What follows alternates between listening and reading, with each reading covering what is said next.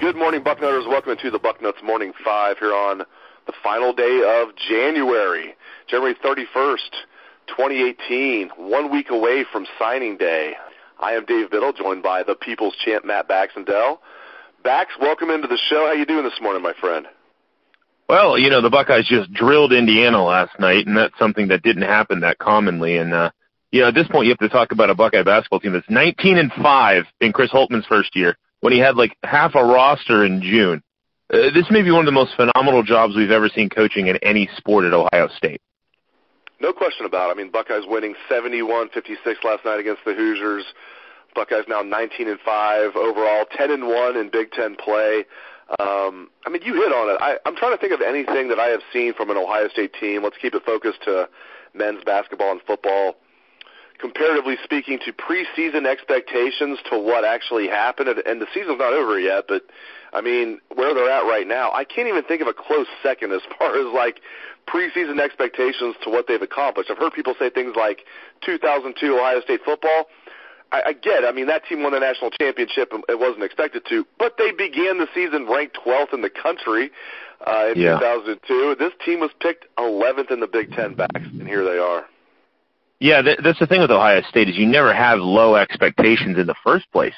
I mean, if you look at Thad Matta's first year where they had the tournament ban and they still had a nice year, they won 20 games.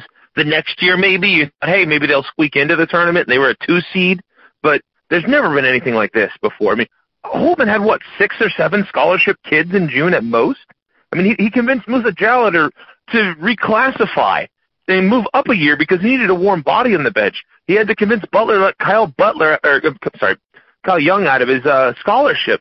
I mean, at this point, you have to look at this team and go, good Lord, he inherited half of a roster and pulled the rest together with chicken wire. I mean, C.J. Jackson looks like a star right now. He was terrible last year. So Holtmann is clearly doing something right when it comes to player development, strategy, across the board. Like, I put this on Twitter last night. I said, when Ohio State dragged their feet and blew getting Archie Miller, I was just so mad because we all knew Thad's time was up, and Archie was the perfect answer right down the road. I mean, I put that in the bucket saying, why aren't we hiring this guy yet? What is going on? And now I'm sitting here thinking, thank God they dragged their feet and blew the Archie Miller hire because they might have lucked into a better coach. That was my next question. You led right into it. I mean, I think you're in concert with most, if not all, Ohio State fans at the time that were thinking whatever they felt about Chris Holtmann, and I don't know how many Ohio State fans really knew much about Chris Holtmann, but everybody at the time, if you had said, you know, Thad Matta was going to leave after last season, would have wanted Archie Miller. I think every Buckeye fan did, and I still think Archie Miller is a good coach. You know, I put on Twitter last night, you know, I'm watching this ball movement, and there's all kinds of facets of basketball, but just focusing on offense for a second, I watched the ball movement for Ohio State. I watched the ball movement for Indiana. It is light years difference. Ohio State is way better, and that is coaching. It's not like Ohio State has John Stockton running the point. I mean, that's coaching. They have guys driving to the basket at the right time, and you hit on it. I think Archie Miller was still a good hire for Indiana, Chris Holtmann was a great hire at Ohio State, and Chris Holtmann, I think there's no doubt in my mind that he is going to do a better job at Ohio State than Archie Miller would have. Let's also not forget Gene Smith tried hiring the dude from Creighton at one point, and everybody was like, dude, what are we doing? And then that got luckily backed off because Creighton paid the guy to stay. I mean, the hire was this was not a good search. Let's all be real honest here. It just happened to luck out that what appears to be the perfect candidate for this job ended up being the fallback option. At this point, what's he going to do when he has like a whole roster of actual players? Like for real here. Like some of the guys who he inherited, he's made Keita Bates-Diop look like the best player in the country half the time. We didn't see any of that last year. It's a real difference in the attitude in this team for sure. Obviously, it's nowhere near as much selfishness. They're a lot more excited to play. It seems like they like each other more. That part certainly helps. But, again, this is just They're 19-5. Like, I think put that into perspective. They're 19-5. Their only Big Ten loss, the game where just an insanely crazy ending happened where Penn State had a player who had just a fantastic game, and hey, credit to him. Nobody goes undefeated in college basketball. This isn't football. So the OSU Hoops team this year, what they've done, not just Holtmann, because clearly his assistants know what they're doing. Holtmann, I think he got it from the start. He brought in smart assistant coaches. He made a really smart move by bringing in Scooney Penn and getting him involved in the program, and Scooney's a big difference maker there, too. He's a guy people are saying could be a head coach in his own right someday, and I know Scooney. He's a good guy. So you have to be proud of a lot of the guys that Holtmann's brought in with him. This isn't just a Holtmann's a great coach. He's also a great CEO because he's brought in the right assistants to help these kids develop. I mean, everything. Has Holtmann done one thing wrong? Like, seriously, aside from agreeing to being in the same tournament as Butler the first year, I can't think of a single thing he did wrong. No question about it. And we're going to move on to football recruiting after this, but Holtmann was not a fallback candidate. They targeted him immediately, and I think Ohio State was kind of taken aback when Holtmann demanded probably, the 8-year contract that he ended up getting. They're like, wait a minute, who are you to demand an 8-year contract from us for Ohio State? And that's when they courted McDermott, and I think then they realized, and maybe they just got lucky. Maybe McDermott turned it down, and Buckeye fans were just fortunate. But I do think classifying Holtmann as the fallback option is not accurate because they did go after him first. Then when they didn't, maybe he didn't accept their deal, then they went to McDermott. Then they realized, when they were cheapskates. They were cheapskates. We'll give Holtmann what he wants. We'll give him 8 years, $3.1 million per year, which now looks like a bargain. Yeah, they were being cheapskates with him, right? Like, they had to go back and offer him money because the Creighton thing was ill-received in Columbus, to put the least. I remember when that rumor came out, and everybody's like, dude, what are we doing? They had to go back to Holtmann. I mean, that was the simple truth of it.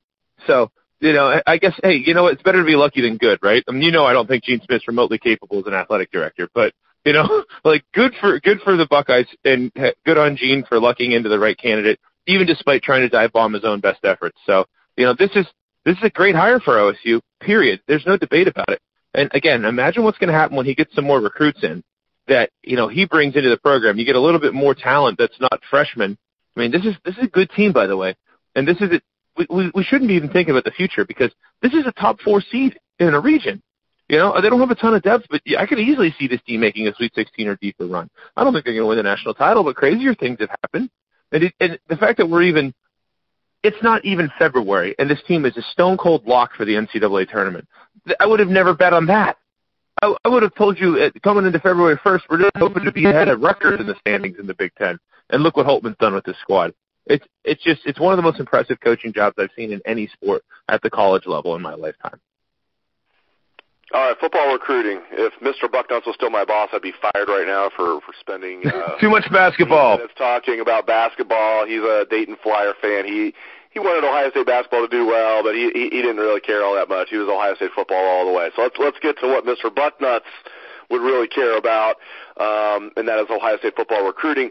Tavion Thomas. I mean, we see situations like this every year where there's an Ohio kid and we've known about him for a while. I mean, I use a Thayer Munford example. I think this is Thayer Munford part 2, and you saw what happened with Thayer Munford, last season. He played as a true freshman. Now I think he's going to be the starting right tackle. I think they're going to move Isaiah Prince over to left tackle. But Tavion Thomas, running back out of Dayton Dunbar, can also play middle linebacker if things don't work out at running back. Now is trending Ohio State's way, to say the least. Just your thoughts on the Tavion Thomas situation, Bax. I think Ohio State recognized they had a player in state that they probably ought to not let get out of state. The fact that a program as good as Oklahoma saw him as a player to get their hands on says a lot enough about his talents on his own. I mean, let's put it this way, folks. We love paying attention to rankings. That's one of the big things that Bucknuts 24/7 does. But guess what? They're never perfect, right? And I made this example when I talked about Xavier Thompson in the bucket this past weekend. Xavier Johnson, 44th ranked player in the state of Ohio. Right? And that's a guy who is a pretty decent prospect, right? Darren Lee, as a senior, was the 36th ranked player in the state of Ohio, right? Darren Lee turned out to be a lot better than the 36th ranked player in the country. All right. I mean, let's face it, he was a first-round pick after 3 years. So recruiting rankings aren't exact, right?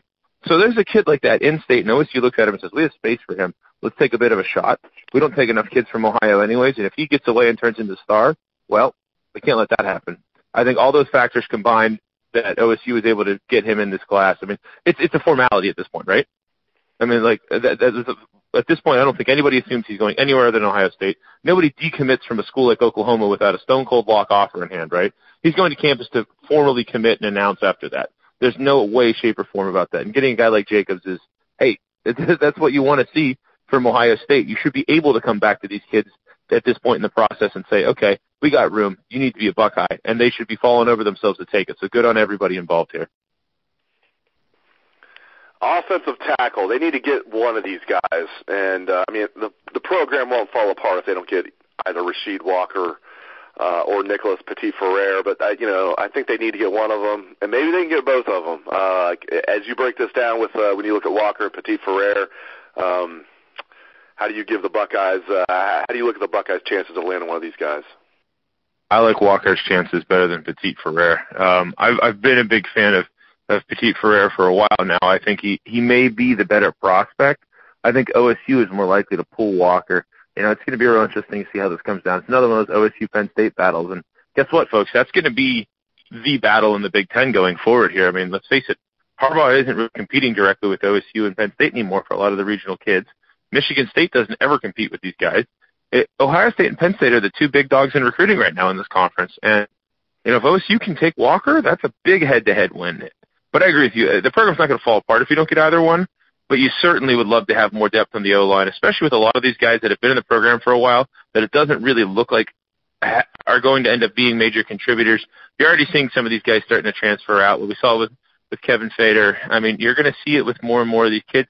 The problem with O-line is there's only a couple spots you can play, and you like to keep the same people on. There's not a rotation like the D-line, It's one of those spots where, guess what? If you don't see the field, you can't even play special teams, right? So I think OSU needs to get one of these guys. It certainly would make up a lot for losing Jackson Carman in this class. And, that's one of the spots where if you ask the OSU staff, they tell you defensive end and offensive tackle were the two spots they were hoping to fix.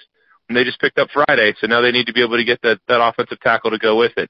You get that, and you've completed a darn good, probably number one in the country kind of class. I was going to say, 1 week away from signing day, and if they can get just one of those guys, just one of them, talking about a high 4-star offensive tackle and a 5-star, if they can get one of those guys, though, I think that could lock it up for Ohio State to get the national championship in recruiting. And I think Urban wants it back. I mean, I know I said I was going to let you go, but Urban, I love the quote that, because I think I'm of the opinion every coach cares, and they just lie and say, I don't really look at recruiting rankings. They all care. Urban admits it, and I love the quote, if they're keeping score, we want to win. I think he's going for this recruiting national title. Well, he's also never won one at Ohio State. He's had a bunch of second places. It's like every year Nick Saban signs whatever class, and they decide to give him the number one class, right? Well, this year it doesn't seem like it's shaping up that way. And let's be honest, at this point, I remember we signed Urban Meyer to this contract coming to Ohio State. One of the discussions we had was what to expect from Urban Meyer. And the one thing I said is he's going to have a top 5 class every single year. And that's what he's done. But I would have been stunned back in 2012 if you had told me that Urban Meyer was never going to have a number one recruiting class at Ohio State. And I think this is the year that has to happen. And, hey, maybe that can be the first of multiple national championships the football program brings in the next 12 months. How's that sound? It sounds pretty darn good is how it sounds. The People's Champ always sounds great. Thank you very much to Matt Baxendell. Bax, you can read his column every Sunday. It is the Bucket on Bucknuts. Thank you very much, Bax, and thanks to all the listeners out there for tuning in the show. I appreciate it and hope you have a great day. Let's hear that Buckeye swag, best damn band in the land.